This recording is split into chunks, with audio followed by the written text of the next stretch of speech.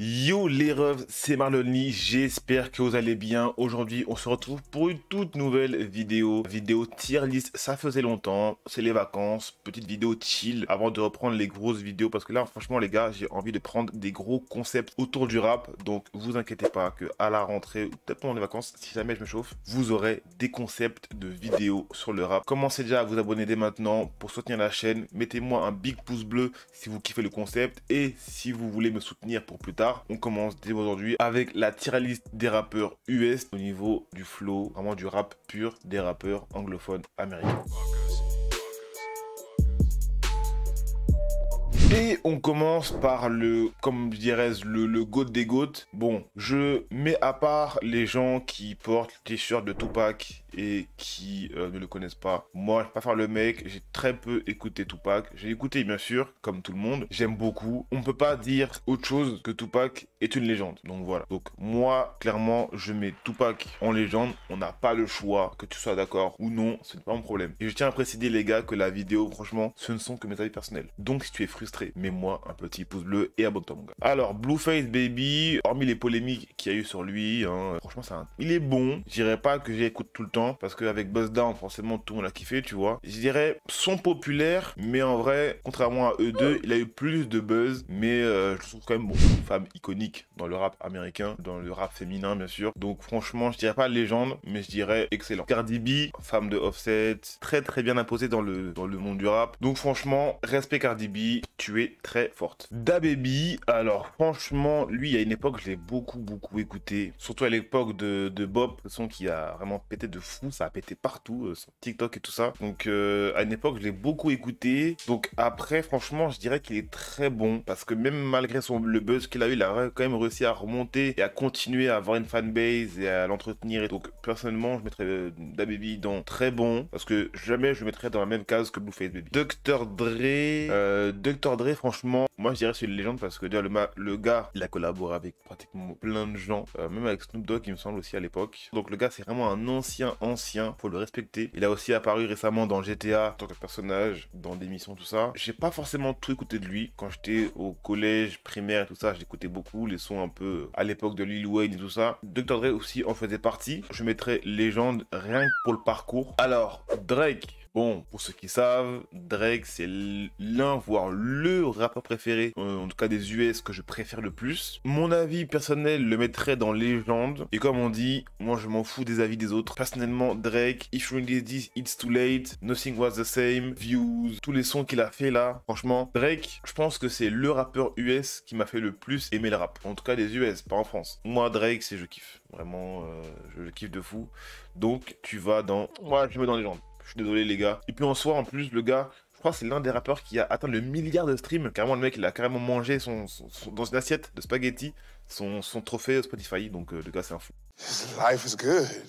You know what I mean? Eminem, l'un des premiers rappeurs blancs qui s'est imposé dans la culture afro-américaine, qui a réussi à faire sa place, on va dire, dans le rap. Donc franchement, je le mets dans légende. Le gars, il débite de fou, il est grave fort. Il a marqué, on dirait, une époque. Donc personnellement, je peux que le mettre dans légende. Future, comme je disais dans mon ancienne vidéo, la trappe, je pense que Future est l'un des premiers. Donc je mettrais Future dans excellent, parce que à l'époque de Maskoff, Future, il niquait tout. Il a tout niqué dans le game. Donc tu peux pas dire autrement que Future est trop fort. Alors il me semble que lui c'est Jack Harlow, si je dis pas de bêtises. Attendez, je vérifie. Jack Harlow, il est très récent. En tout cas, personnellement, je l'ai découvert il y a pas très longtemps. Donc je pense pas le mettre quelque part. Il est très bon parce qu'il a fait des feats avec, je pense, avec Chris Brown aussi. Il a fait un son qui a beaucoup percé. Je sais quoi le nom, mais je mettrai le titre juste en dessous. Moi, je dirais très bon. Je pense que si il arrive à travailler son image, à développer un peu plus, il peut aller très loin. Donc on verra pour la suite. Juice WRLD, bah repose en paix mon gars, franchement, malheureusement la drogue t'as eu. Franchement, moi si il sera encore là, même s'il est pas là en tous les cas, je le mets dans excellent. Pas légende, parce que j'avoue, je mettrais pas Juice WRLD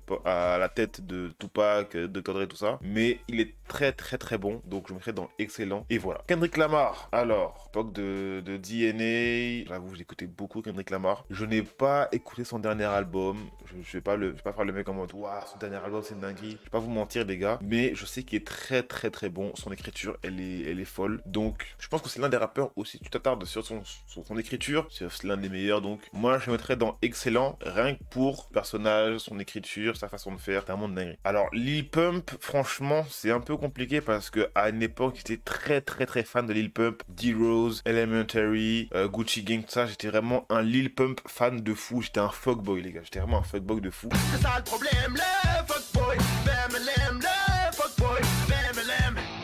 Donc en vrai, je dirais bon, mais vu qu'il a beaucoup flop, enfin à l'époque j'aurais dit très bon, mais vu qu'il a beaucoup flop et qu'il a pas trop réussi à remonter la pente et apparemment il va faire son grand retour, donc je le mettrais dans bon ou son populaire. Je pense que je le mettrais dans son populaire parce que vu qu'il a beaucoup flop, donc tu restes pour l'instant à cette phase là.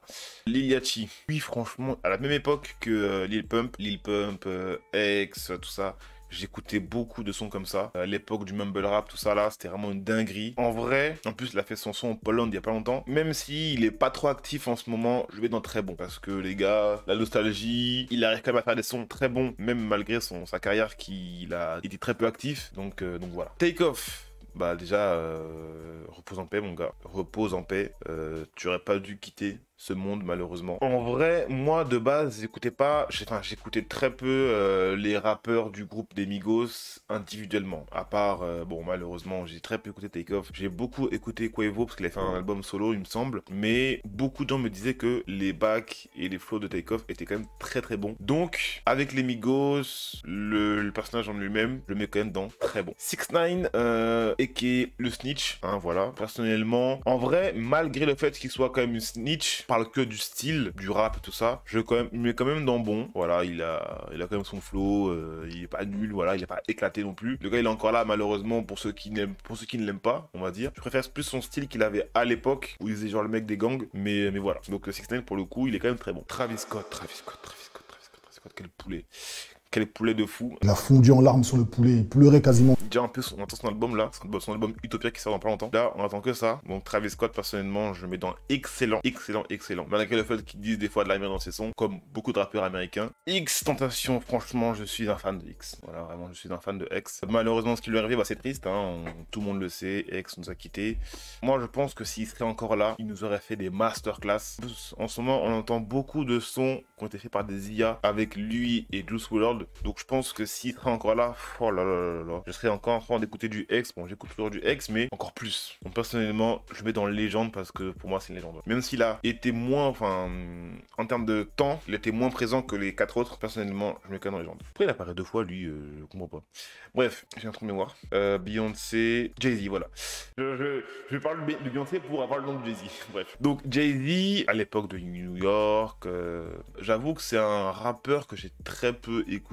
Hein, je connais que les sons populaires, mais je sais quand même qu'il est quand même très bon. Son flow, il est là. Si je me rappelle son flow qu'il avait avant, pour moi, je pense qu'il est très très bon. Le gars était présent du début jusqu'à la fin. C'est un producteur, auto-entrepreneur, businessman. Le gars, il est présent. Donc en vrai, je mettrais dans légende parce que malgré le fait que j'écoute pas l'artiste, forcément, on ne peut que honorer le parcours. Donc forcément, Jay-Z est dans légende. Biggie Smalls, B.I.G. pour ceux qui connaissent, ceux qui ont regardé le film aussi avec Tupac où on voit leur histoire et un peu leur parcours et tout ça. Franchement, le film, c'était vraiment une dinguerie. J'avoue, j'ai pas beaucoup écouté, hormis à l'époque où j'ai vu le film, donc j'ai un peu aussi écouté ce qu'il faisait au moment où j'ai regardé ce film-là. D'ailleurs, je sais plus c'est quoi le nom du film, mais si je retrouve le nom, je mettrai l'image au montage. Donc franchement, même si j'écoute pas l'artiste, on ne peut dire rien d'autre que c'est une légende. En fait, tous les artistes qui, on va dire, ont soit une carrière qui est que en montée, dans le sens où genre ça fait que monter progressivement, ou qui sont entre guillemets morts, mais que leur présence, leurs sons sont entre guillemets encore marqués dans l'histoire, bah ça ne peut qu'être de légende. Donc en vrai, pour moi, c'est comme ça qu'on peut définir une légende. Et on va parler du dernier artiste qui est d'autre que J. Cole. Alors J. Cole, j'avoue, je l'ai écouté à une époque où j'écoutais